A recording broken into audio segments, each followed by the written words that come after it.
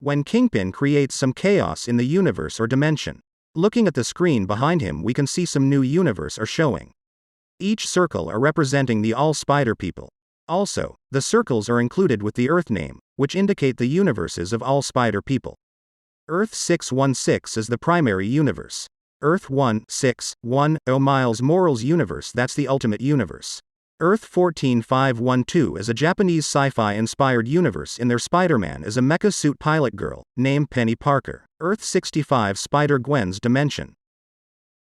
And Earth 8311 is populated by my anthropomorphic cartoon animal. Finally, Earth 90214 is the classic black and white Spider-Man. When the dimension explosion occurs, if you pay close attention, you can spot all spider people or jump out from that portal. Throwbacks to Tobey Maguire's Spider-Man.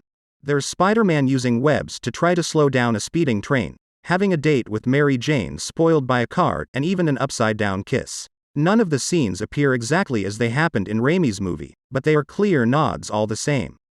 A spider that bites Miles can be seen changing colors using camouflage, which is where Miles gets his ability to turn invisible.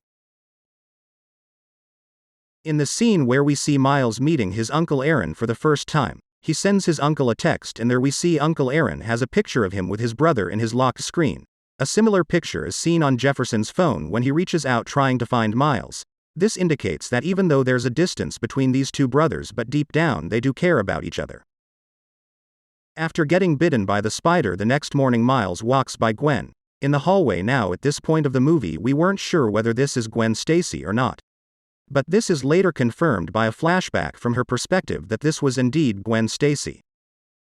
When Miles Morales electrocutes Peter B. Parker, it illuminates his nervous system instead of the usual carton shape of his skeleton, because this is much more scientifically accurate. When Gwen Stacy is explaining her origin story, it shows blue traces on the body of Peter from her universe. This is a reference to the comics in which Peter turned himself into the lizard. Stan Lee has many cameos in the entire film apart from his obvious cameo where he talks to Miles. The other two cameos are very subtle. One is when Miles carries Peter B. Parker and falls from the bridge, you can see Stan Lee walking by them, and he again appears for the third time during the subway scene in the first act, and in fact, if you hit pause anytime a train goes, he's in almost every single crane. You can see on Miles' phone that he has B. Bendis and Sarah Pichelli in his contacts under favorites. This represents Brian Michael Bendis and Sarah Pichelli, who are the creators of the Ultimate Spider-Man universe, and Miles himself, and another one of his contacts is Jason Reynolds as the author of Miles Morales.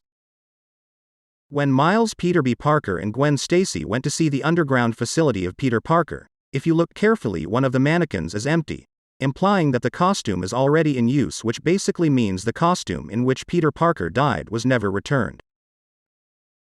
During the scene when Peter B. Parker lands in Times Square, if you watch it in slow motion, both of his boots come off and therefore he was barefoot while breaking into the alchemic slab.